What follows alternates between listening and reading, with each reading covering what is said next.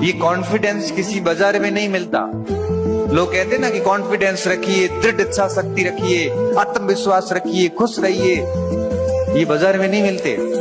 आप 15, 10, 12 घंटा रात दिन एक करके 5-7 दिन पढ़ के देखिए, अपने आप ही आता है। ये अपने आप आता है।